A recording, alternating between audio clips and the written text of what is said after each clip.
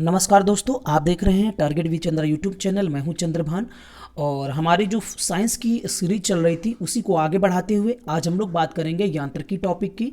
और यांत्रिकी में द्रव्यमान, बल, कार्य, त्वरण, ऊर्जा, संवेग, गति से संबंधित जो महत्वपूर्ण प्रश्न हैं जो कि एग्जाम में पूछे गए हैं और फिर एग्जाम में पूछे जाने की बहुत संभावना है और इन प्रश्नों को हम साथ साथ में समझेंगे भी।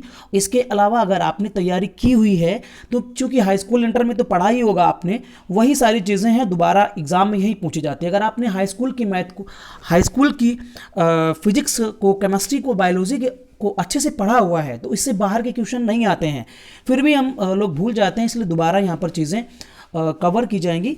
तो यहाँ यांत्रिकी से संबंधित जो अति संभावित प्रश्न होंगे उनकी हम लोग चर्चा करने वाले हैं। ये वीडियो आपके लिए बहुत इंपॉर्टेंट है और ये सारे के सारे प्रश्न जो हैं बहुत इंपॉर्टेंट हैं। अगर मैं जितने भी वीडियो बनाता हूँ साइंस से संबंधित, एनटीपीसी को लेकर के उससे संबंधित जितने भी वीडियो हैं साइंस से, अगर एक बार आप देखेंगे उन सभी को तो मैं गारंटी देता हूं कि इससे बाहर के क्वेश्चन नहीं आएंगे। अगर सारे के सारे क्वेश्चन आप एक बार हल कर लेते हैं तो आपके एनटीपीसी एग्जाम में बहुत हेल्पफुल साबित होने वाले हैं। तो ये वीडियो आपके लिए खास होने वाला है, इसलिए इस वीडियो को पूरा देखें। तो दोस्तों, जिन लोगों ने अभी तक हमारे चैनल को सब्सक्राइब नहीं किया है उन लोगों को मैं बताना चाहता हूं कि target with Chandra YouTube channel आप सर्च करें और इस पर इसको सब्सक्राइब भी करें। जो लोग वीडियो देख रहे हैं पहली बार वो भी लाल बटन दबा करके सब्सक्राइब कर सकते हैं, लाइक भी करें और साथ साथ में कमेंट्स या शेयर भी करें। आइए शुरू करते हैं। आज का जो हमारा टॉपिक है यांत्रिकी। यांत्रिकी में जो हमारा पहला प्रश्न है उसकी हम लोग बात कर लेते हैं। एक व्यक्ति संवेदनशील तराजू में खड़ा है। यदि वह गहरी सांस अंदर लेता है तो तराजू की रीडिंग पर क्या प्रभाव पड़ेगा, ये आपको बताना है। ऑप्शन है बढ़ेगी तराजू की रीडिंग, ऑप्शन नंबर ए बढ़ेगी, बी घटेगी, सी रीडिंग पर कोई प्रभाव नहीं पड़ेगा, डी वह बढ़ेगी या घटेगी यह वायुमंडलीय दबाव पर निर्भर करेगा। तो बताइए, आप आंसर दीजिए, इसका क्या सही आंसर होगा। देखिए, इसका सही आंसर दोस्तों होगा घटेगी। ऑप्शन नंबर बी क्या होगा, इसका सही आंसर होगा घटेगी। तो याद रखिए घटेगी, क्योंकि हम लोग अक्सर सोचते हैं कि अगर हम किसी तराजू पे खड़े हैं, मान लो हम किसी तराजू पे अगर खड़े हो गए, और खासकर हम इस तराजू की जो साधारण तराजू होता है उसकी बात नहीं करते, जो आपका इलेक्ट्रॉनिक तराजू होता है उस इलेक्ट्रॉनिक तराजू पे अगर हम खड़े होते हैं तो यहाँ पर रीडिंग चलती है। तो इलेक्ट्रॉनिक तराजू जो होते हैं वो ज़्यादातर संवेदनशील होते हैं, वो बराबर जगह पर रखे होने चाहिए, उस पर बराबर से हमें खड़े होना चाहिए, चीज़ों को बराबर एकदम बीचों बीच रखना चाहिए। अगर जरा सा इधर उधर रखेंगे तो रीडिंग जो है वो गड़बड़ा जाएगी। लेकिन सेंसिटिव है, अगर वो तराजू कुछ उसमें कमी है तो ऐसी स्थिति में अगर आप उस पर खड़े होते हैं और सांस अंदर खींचते हैं तो बहुत सारे लोग सोचेंगे कि सांस हम लेंगे तो भार बढ़ेगा, द्रव्यमान बढ़ेगा, उससे फिर उसका भार भी बढ़ेगा अर्थात रीडिंग बढ़ेगी। पर ऐसा नहीं है। यहाँ पर बात की जा रही है तराजू के सेंसिटिव होने की, अर्थात तराजू अगर सही नहीं है तो वो क्या होगा, रीडिंग यहां पर घटेगी ना कि बढ़ेगी। अर्थात इससे हम ये भी पता कर सकते हैं कि हमारा जो तराजू है वो सही नहीं है। अगर सांस हम अंदर लेते हैं और तराजू में वजन कम दिखाता है, इसका मतलब है कि वो हमारा तराजू सही नहीं है। तो संवेदनशील तराजू में ये स्थिति हमें देखने को मिलती है। तो ऑप्शन नंबर जो बी है घटेगी, ये वाला बिल्कुल सही होगा। चलिए आगे देखते हैं, दूसरे क्वेश्चन की तरफ बढ़ते हैं। हमारा दूसरा क्वेश्चन है प्रक्षालन मशीन की कार्यप्रणाली का सिद्धांत है। सबसे पहले तो आपको पता होना चाहिए कि प्रक्षालन मशीन क्या होती है। देखिए, प्रक्षालन मशीन को दोस्तों वॉशिंग मशीन कहते हैं हिंदी में, अंग्रेजी में उसको वॉशिंग मशीन कहते हैं, लेकिन ज़्यादातर लोग हम उसको हिंदी में भी वॉशिंग मशीन ही के नाम से ही जानते हैं। अर्थात किसी के सामने अगर प्रक्षालन मशीन कह दिया जाएगा तो शायद कम लोग बता पाएंगे। तो याद रखिए, एग्जाम में ऐसे ही क्वेश्चन पूछा जाता है। वॉशिंग मशीन को हिंदी में भी लिख दिया जाता है ऐसे, वॉशिंग मशीन, ठीक है। तो इसी को अगर शुद्ध हिंदी में लिखा जाए तो उसका मतलब होता है प्रक्षालन मशीन, अर्थात ये प्रक्षालन करती है कपड़ों को, ठीक है। तो प्रक्षालन मशीन की कार्यप्रणाली का सिद्धांत क्या है। ऑप्शन ए है अपकेंद्रीकरण, बी है अपोहन, सी है प्रतिक्रम परासरण और डी है विसरण। तो देखिए, दो बल होते हैं। एक आपने सुना होगा अभिकेंद्रीय बल, है ना, आपने पढ़ा होगा अभिकेंद्रीय बल। अभिकेंद्रीय बल जो होता है दोस्तों वो केंद्र की तरफ लगता है, अर्थात ये जो बल है वो केंद्र की तरफ लगता है। लेकिन जब मतलब बाहर से अंदर की तरफ लगता है। लेकिन जब हम ऑप्शन नंबर ए की बात करेंगे अपकेंद्रीयकरण की, तो इसमें जो बल होता है दोस्तों वो क्या होता है, अंदर से बाहर की तरफ लगता है, ऐसे अंदर से बाहर की तरफ। तो अभिकेंद्रीय बल जो होता है वो दोस्तों बाहर से अंदर की तरफ, और अपकेंद्रीय बल जो है वो अंदर से बाहर की तरफ चलता है। तो जो हमारी वॉशिंग मशीन है वो इसी बल पर काम करती है, अर्थात अपकेंद्रीय बल पर काम करती है। और सिर्फ वॉशिंग मशीन ही नहीं, जो दूध मथने की मशीन होती है या दूध से जो मक्खन निकालने की मशीन होती है, क्रीम निकालने की मशीन होती है, वो भी दोस्तों उस पर भी कौन सा बल लगता है, उस पर भी अपकेंद्रीय बल लगता है। याद रखिए अपकेंद्रीय बल। तो मैंने अभिकेंद्रीय बल और अपकेंद्रीय बल दोनों बता दिया। अभिकेंद्रीय बल का ही उल्टा होता है अभिकेंद्रीय बल, ठीक है। अभिकेंद्रीय बल का उल्टा अपकेंद्रीय बल, ठीक है। तो ऑप्शन नंबर ए इसका सही जवाब है। अगले क्वेश्चन की तरफ बढ़ते हैं। अगला प्रश्न है, निम्नलिखित में से कौन सी राशि सदिश नहीं है? ऑप्शन ए विस्थापन, बी है वेग, सी है बल और डी है आयतन। बताना है सदिश राशि, ठीक है। तो ये वेक्टर के बारे में आपने पढ़ा होगा, हाई स्कूल में भी पढ़ा होगा, राशियों के बारे में आपने पढ़ा होगा। तो मैं एक बार जो सदिश राशि होती है उसके बारे में बता देता हूं। देखिए सदिश राशि क्या होती है। जब हम बात सदिश राशि करेंगे तो इसमें दो चीजें होती हैं, एक जिसमें दिशा प्लस परिमाण दोनों, परिमाण नहीं दोस्तों, परिमाण का मतलब क्या होता है, वजन। अगर किसी चीज पे वजन है और उसकी दिशा भी है तब तो वो कैसी होगी, सदिश। और सिर्फ परिमाण है, उसकी कोई दिशा नहीं है, ठीक है, तो फिर वो कैसी होगी, अदिश होगी। ऐसे में कुछ राशियों की बात करता हूं जो कि मतलब कहने का जिनकी दिशा कोई नहीं होती उन्हें अदिश राशियां कहते हैं। और जो जैसे कि आपका बल है ना, वेग, विस्थापन, त्वरण, संवेग, आवेग, ये जो सभी राशियां हैं ये सदिश राशियां हैं। अर्थात बल भी किसी दिशा में लगाया जाएगा, वेग भी किसी न किसी दिशा में लगाया जाएगा, विस्थापन जो होगा वो भी किसी न किसी दिशा में होगा। देखिए विस्थापन और गति में अंतर होता है। गति जो है वो आपकी अदिश राशि है, गति किधर की तरफ भी हो सकती है, लेकिन विस्थापन सदैव किसी दिशा में होता है। अर्थात हम यहां से स्टार्ट किए और यहां से यहां तक चले, ठीक है, तो ये बीच की जो दूरी है उसको विस्थापन कहते हैं। लेकिन गति कहीं को भी हो सकती है, किधर को भी हम जा सकते हैं, ठीक है। तो गति क्या होती है, अदिश राशि होती है। लेकिन जब विस्थापन की बात करते हैं वो सदिश राशि होती है। ऐसे ही त्वरण भी आपका सदिश है, संवेग भी आपका सदिश है, और ऐसे ही आवेग भी आपका सदिश है, ठीक। तो यहां पर हम बात कर रहे थे कि सदिश नहीं है। तो सबसे पहले तो आप इसमें ढूंढिए कौन कौन सी सदिश हैं।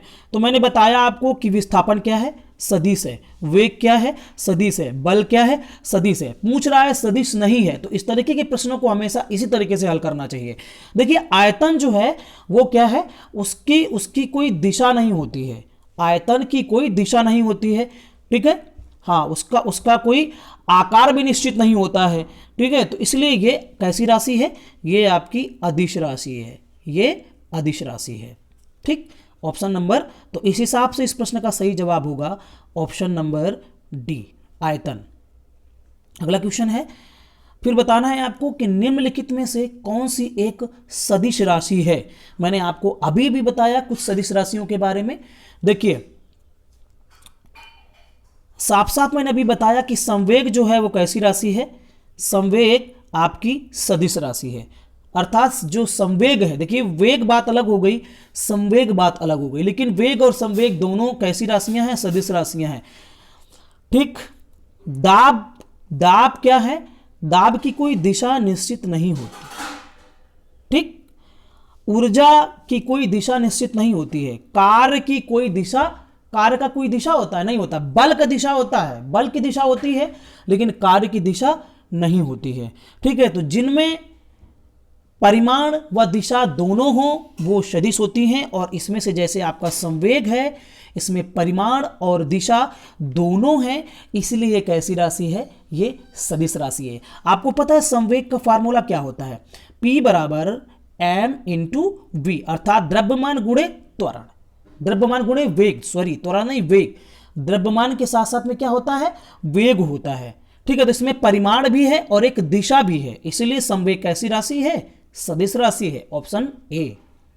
अगला क्वेश्चन है, निम्नलिखित में से कौन सी सदिश राशि है? फिर एक बार आपको आंसर बताना है, फिर एक बार आपको सदिश राशि के बारे में बताना है कि कौन सी सदिश राशि है। देखिए समय की कोई दिशा नहीं होती है, ठीक है, ये तो हो ही नहीं सकता। चाल जो है उसकी भी कोई दिशा नहीं होती है, विस्थापन की दिशा होती है। मैंने बताया कि कहीं से हम दूरी, कहीं से हम शुरुआत करते हैं और कहीं तक जाते हैं, तो वो हमारी एक दिशा निश्चित होती है। अगर हम अपने स्कूल से अपने घर तक जा रहे हैं तो कहीं ना कहीं उसकी एक दिशा होती है, और अपने घर से स्कूल तक के बीच की दूरी जो है उसे हम विस्थापन नाम देंगे, और इसकी एक दिशा होती है, ठीक है। हाँ, तो विस्थापन जो है एक सदिश राशि है। दूरी आपकी जो है वो दूरी तो कहीं की भी हो सकती है, ऐसे हम जा रहे हैं, ठीक है, ये जो दूरी होती है विस्थापन वाली, उसकी दिशा निश्चित होती है।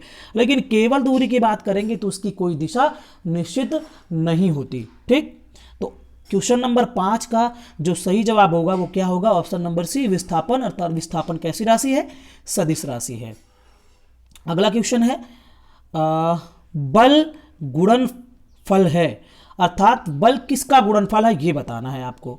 तो देखिए बल जो है, बल का फार्मूला क्या होता है आपको पता होगा। बल को हम F से इंडिकेट करते हैं, ठीक है। द्रव्यमान को हम M, इसका फार्मूला होता है M इंटू ए, या इसको हम हिंदी में अगर देखिए, ये हो गया आपका द्रव्यमान, और A से हम इंडिकेट करते हैं त्वरण को। तो द्रव्यमान गुणा त्वरण, ये होता है दोस्तों बल किसका गुणनफल होता है? द्रव्यमान और त्वरण का। फार्मूला क्या होता है? F बराबर M इंटू ए, ठीक। तो इसका इस यहां पर कहां पर दिया गया है? द्रव्यमान और त्वरण दिया गया है ऑप्शन नंबर बी पे। तो ऑप्शन नंबर बी इसका सही जवाब है। अगला क्वेश्चन है ऊर्जा संरक्षण का आशय है। ऊर्जा संरक्षण का आशय है, ऑप्शन ए ऊर्जा का सृजन और विनाश होता है, बी ऊर्जा का सृजन हो सकता है, सी ऊर्जा का सृजन नहीं हो सकता परंतु विनाश हो सकता है, डी है ऊर्जा का ना तो सृजन हो सकता है और ना ही विनाश हो सकता है। तो दोस्तों आपने पढ़ा होगा ऊर्जा संरक्षण का नियम। क्या पढ़ा होगा? ऊर्जा संरक्षण का नियम, जिसमें कहा गया है कि ऊर्जा को ना तो पैदा किया जा सकता है और ना ही उसे नष्ट किया जा सकता है। दोस्तों एग्जाम में वैसे पूछेगा नहीं, फिर भी एक बार मैं आपसे पूछता हूं कि ऊर्जा संरक्षण का नियम किसके द्वारा दिया गया। तो ये एग्जाम की दृष्टि से महत्वपूर्ण नहीं है, फिर भी आप लोग एक बार जानते रहिए कि 1841 ईस्वी में एक वैज्ञानिक थे जूलियस रॉबर्ट मेयर। कौन थे? जूलियस रॉबर्ट मेयर, इन्होंने ही ऊर्जा संरक्षण का नियम सबसे पहले दिया था। तो मतलब क्या हुआ ऊर्जा संरक्षण के नियम का कि देखिए जितनी हमारे ब्रह्मांड में ऊर्जा है, ठीक है, वो बदलती रहती है, उसका रूप बदलता रहता है। लेकिन कभी जैसे हम मान लेते हैं सूर्य की प्रकाश जो है वो प्रकाश ऊर्जा के रूप में हमारे पृथ्वी पर आई, पेड़ पौधों ने उसको अपनी पत्तियों में क्या किया? प्रकाश संश्लेषण के द्वारा रासायनिक ऊर्जा में परिवर्तन कर लिया। जैसे हम सोलर पैनल से क्या करते हैं कि सौर ऊर्जा को हम क्या करते हैं? बैटरी पे उसको रासायनिक ऊर्जा के रूप में एकत्रित करते हैं, फिर इस एकत्रित रासायनिक ऊर्जा को गतिज ऊर्जा में बदल करके हम या यांत्रिक ऊर्जा में बदल करके, विद्युत ऊर्जा में बदल करके फिर उसका इस्तेमाल करते हैं। तो ऊर्जा का रूप परिवर्तन हो सकता है, लेकिन वो क्या है? वो कम नहीं हो सकती है, ना ही उसे पैदा किया जा सकता है। इसी को हम ऊर्जा संरक्षण का नियम कहते हैं। तो ऑप्शन नंबर डी यहां पर सही है ऊर्जा संरक्षण नियम के हिसाब से, जिसमें कहा गया है कि ऊर्जा का न तो सृजन का मतलब ना तो पैदा होती है और ना ही इसका विनाश होता है। अगले क्वेश्चन की तरफ बढ़ते हैं। अगला प्रश्न है हवाओं की ऊर्जा होती है। या आप सभी को पता होगा कि जो हवाएं चलती हैं उनकी कैसी ऊर्जा होती है? हवाओं में गति होती है। आपने देखा होगा कि बड़ी बड़ी जो आपकी पवन चक्कियां होती हैं, वो उनसे जो पवन ऊर्जा ली जाती है वो किसकी वजह से ली जाती है? हवा की वजह से। हवा चलती है, ये जो है पवन चक्कियां घूमती हैं और उससे हम एनर्जी बना लेते हैं। तो हवाओं की ऊर्जा कैसी होती है? मुख्यतः आपकी गतिज ऊर्जा होती है। अगला प्रश्न है एक ट्रेन जैसे ही चलना आरंभ करती है उसमें बैठे हुए यात्री का सिर पीछे की ओर झुक जाता है, इसका क्या कारण है? बताइए क्या इसका कारण है? ऑप्शन ए है स्थिरता का जड़त्व, बी है गति का जड़त्व, सी है जड़त्व आघूर्ण और डी है द्रव्यमान का संरक्षण। तो बताइए क्या होगा इसका? एक ट्रेन के बारे में कहा बताया जा रहा है। तो मैं आपको बता दूं कि ये जो है वो आपके न्यूटन के प्रथम नियम के अकॉर्डिंग है। न्यूटन का न्यूटन ने गति के 3 नियम दिए हैं ना, तो न्यूटन का जो फर्स्ट नियम है उसके अकॉर्डिंग, जिसमें स्थिरता का जड़त्व और गति का जड़त्व की बात की गई है, जड़त्व को नियम दिया गया है न्यूटन के गति के प्रथम नियम में, जिसमें ये कहा गया है कि जैसे कोई गाड़ी चल रही है, ठीक, और अचानक रुक जाती है, तो हमारा शरीर चूंकि गतिमान रहना चाहता है, ठीक है, गतिमान रहना चाहता है, और जैसे ही गाड़ी अचानक रुकती है तो हमारा शरीर चूंकि गति में है, हर एक ऐसी वस्तु पे जड़त्व होता है। जड़त्व का मतलब होता है कोई वस्तु अगर स्थिर है तो वो स्थिर ही रहना चाहती है, और तब तक स्थिर रहना चाहती है जब तक उस पर कोई बाहरी बल न लगाया जाए। ऐसे ही एक कोई वस्तु जो गतिमान है वो तब तक गतिमान रहना चाहती है जब तक कि उसको उस पर कोई बाहरी बल लगा करके ना रोका जाए।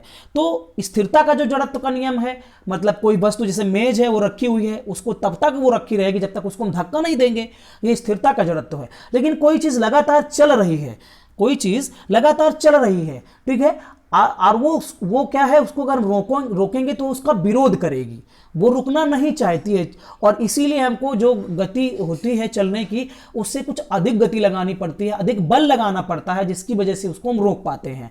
ठीक है, तो एक स्थिरता का जड़त्व का नियम है, एक गति का जड़त्व का नियम है। यहां पर कहा जा रहा है कि एक ट्रेन जैसे ही चलना आरंभ करती है उसमें बैठे हुए यात्री का सिर्फ पीछे की ओर झुक जाता है। उसका रीजन ये है कि ये यहां पर स्थिरता का जड़त्व का नियम लगा हुआ है। चूंकि गाड़ी जो शरीर के नीचे का हिस्सा है वो तो जड़त्व के नियम के हिसाब से चल रहा है, लेकिन शरीर के ऊपर का हिस्सा जो है वो रुका हुआ है, स्थिर अवस्था में है। लेकिन जैसे ही ट्रेन अचानक चलती है तो क्या होता है, नीचे वाला तो गतिमान रहता है लेकिन ऊपर वाला स्थिर था, अब उसको भी गतिमान होना है, इसलिए उसको क्या करते हैं वो फिर उसका विरोध होता है और वो पीछे की तरफ हमारा शरीर मुड़ जाता है। तो यहां पर नियम लगेगा स्थिरता का जड़त्व का। इसी का जस्ट एक उल्टा भी होता है दोस्तों।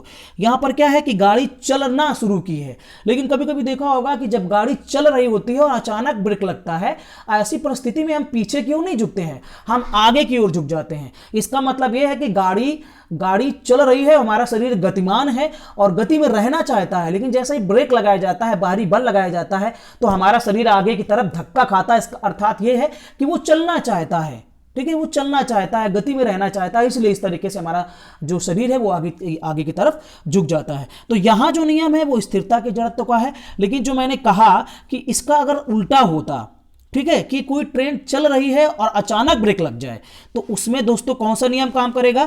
उसमें दोस्तों गति के जड़त्व का नियम काम करेगा, अर्थात सेकंड नंबर फिर सही होता। लेकिन इस प्रश्न के अकॉर्डिंग यहां पर जो हमारा आंसर होगा वो कौन सा होगा? स्थिरता का जड़त्व, तो ऑप्शन नंबर ए। तो इस चीज को मुझे लगता है, उम्मीद है कि आपको समझ में आ गई होगी। अगला क्वेश्चन है, सड़क पर चलने की अपेक्षा बर्फ पर चलना कठिन है, क्योंकि ऑप्शन ए बर्फ सड़क से सख्त होती है, बी सड़क बर्फ से सख्त होती है, सी पैर से धक्का देने पर बर्फ कोई प्रतिक्रिया व्यक्त नहीं करती, डी बर्फ में सड़क की अपेक्षा घर्षण कम होता है। तो आप समझ गए होंगे इसका सही आंसर क्या होगा। इसका सही आंसर होगा दोस्तों ऑप्शन नंबर डी, बर्फ में सड़क की अपेक्षा घर्षण कम होता है। आपने पढ़ा होगा न्यूटन का तीसरा जो नियम है गति का, थर्ड नियम, न्यूटन का तृतीय नियम, जिसमें क्रिया और प्रतिक्रिया का नियम दिया गया है। क्या दिया गया है? क्रिया और प्रतिक्रिया का नियम।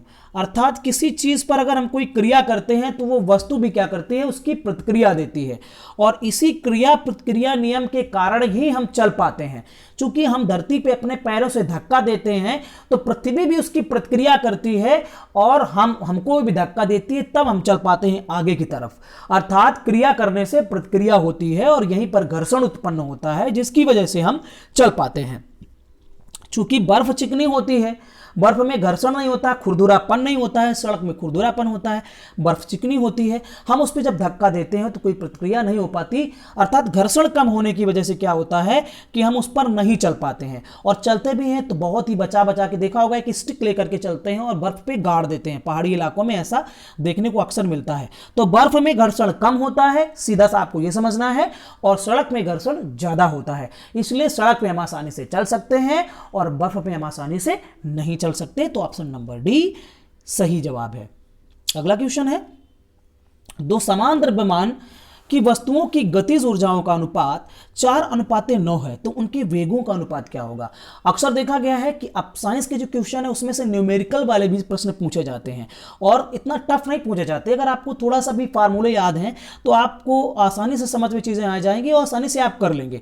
यहाँ पर कहा गया है, मैं इसको आपको इस न्यूमेरिकल को दोस्तों हल करके आपको दिखाऊंगा।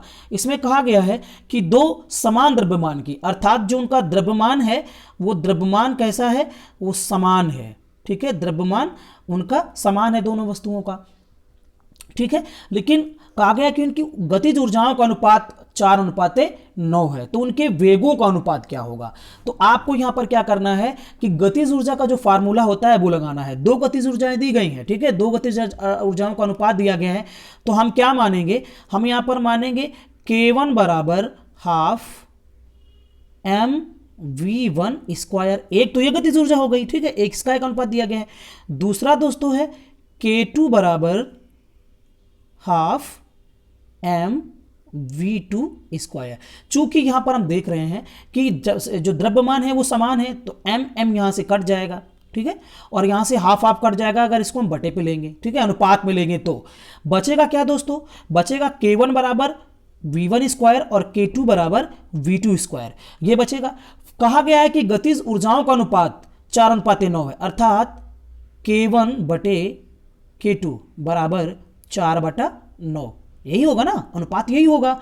K1 बराबर K1 बटा K2 बराबर 4/9 ये होगा। लेकिन आपको देखना है कि K1 बाई K2 बराबर v1 स्क्वायर बटे v2 स्क्वायर दिया गया है ना, v2 स्क्वायर दिया गया है। तो अब K1 बाई K2 की जगह पर हम v1 बाई v2 रख के देखते हैं। इसको दोबारा लिख के देखते हैं। यहाँ पर देखिए अब होगा क्या, होगा v1 स्क्वायर बटे v2 स्क्वायर बराबर कितना दिया गया है 4/9। v1 स्क्वायर बटे v2 स्क्वायर हमने रखा हुआ है K1 बाई K2 की जगह पर, क्योंकि यही बचे हुए थे, बाकी कट गए थे। ओके, अब अगर हम वेगों का अनुपात, चूंकि ये दोनों वेग हैं v1 बाई v2, अब हम क्या करेंगे v1 बाई v2 अगर इधर ले जाएंगे तो इसका जो वर्ग है वो उधर चला जाएगा, अर्थात 4/9 हो जाएगा। वर्गमूल के ब्रैकेट इसके रूट के अंदर 4/9 हो जाएगा। अब v1 बाई v2 की वैल्यू निकालेंगे तो ये दोनों देखिए, इसका वर्गमूल निकालेंगे तो 4 का 2 हो जाएगा और 9 का क्या हो जाएगा 3 हो जाएगा। तो v1 बाई v2 की वैल्यू कितनी आई 2/3। तो वेगों का अनुपात यही हो जाएगा 2:3। कोई भी चीज़ जो बटे में होती है वो अनुपात में भी उसको हम रख सकते हैं। तो आंसर कितना आया 2:3। देखते हैं किस विकल्प में है, तो ऑप्शन नंबर बी यहाँ पर देख रहे हो 2:3 है, यही इसका सही जवाब होगा। अगले क्वेश्चन की तरफ बढ़ते हैं। हमारा अगला क्वेश्चन है त्वरण ज्ञात करने का सही सूत्र कौन सा है। तो दोस्तों अगर आपको त्वरण आपने पढ़ा हुआ है, इसका फार्मूला अगर आप याद किए हुए हैं तो सीधा सा आप बस वही चीज़ पूछ रहा है, फार्मूला यहाँ पर पूछा जा रहा है। तो मैं आपको बता दे रहा हूँ इसका फार्मूला क्या होता है। देखिए मैं यहाँ पर हिंदी में बताऊंगा। त्वरण बराबर दोस्तों होता है वेग परिवर्तन, त्वरण बराबर वेग परिवर्तन बटे समय, है ना, ये होता है। ये जो वेग परिवर्तन आया वो कैसे आया दोस्तों, वेग परिवर्तन में हम क्या करते हैं कि जो अंतिम हमारा वेग है, जो हमारा अंतिम वेग है उसमें से हम प्रारंभिक वेग को, उसमें से हम क्या करेंगे प्रारंभिक वेग को घटा दे देंगे और नीचे आपका समय आ जाएगा। अब हम क्या करते हैं कि जो आपका अंतिम वेग है इसको हम क्या करते हैं, अंतिम वेग को दोस्तों हम लोग v से इंडिकेट करते हैं, ठीक है, और जो प्रारंभिक वेग है उसको हम t से इंडिकेट करते हैं, और जो समय है हमारा वो आपका कौन सा होगा, यहाँ पर वो आपका t हो जाएगा, है ना। तो यहाँ पर आपका वो t हो जाएगा। तो v minus T by T क्या हो जाएगा formula, v minus T by T. यही बस त्वरण का फार्मूला है। देखिए आपका कहीं पर दिया गया है, कहीं पर दिया गया है, यहाँ पर दोस्तों मैं t कह रहा हूँ ना, यहाँ पर u होगा, ठीक है, u सॉरी, इसके लिए v minus you by T, v minus you by T ये होगा। और ये फार्मूला, आप ये फार्मूला किस पे देख रहे हैं, ऑप्शन नंबर ए पे, a बराबर v minus you by T. तो त्वरण का सीधा फार्मूला पूछा गया है, वो आपको बता देना है। अच्छा आप लोग ये चीज बताइए कि त्वरण का जो मात्रक होता है वो क्या होता है, ठीक है, त्वरण का इकाई क्या होती है वो बताइए। तो देखिए त्वरण का जो मात्रक होता है वो होता है मीटर प्रति सेकंड स्क्वायर। ये चीजें भी आपको याद रखनी चाहिए। त्वरण का मात्रक क्या होता है, मीटर प्रति सेकेंड स्क्वायर, ये आपका त्वरण का मात्रक है। तो इसको भी आप लोग याद कर लीजिए, ये भी एग्जाम में पूछा जा सकता है। तो दोस्तों ये क्वेश्चन थे हमारे यांत्रिकी से संबंधित, जिनकी हमने यहाँ पर चर्चा की। और आगे इसी तरीके से अन्य वीडियो जो होंगे उन पर भी हम लोग चर्चा करते रहेंगे। बस आपको करना क्या है कि आप वीडियो हमारे इसी तरीके से देखते रहिए, लाइक करते रहिए, तो इससे हमारा मनोबल बढ़ेगा और ऐसे वीडियो हम आपके लिए लेके आते रहेंगे। तो दोस्तों वीडियो देखने के लिए बहुत बहुत धन्यवाद। Thank you.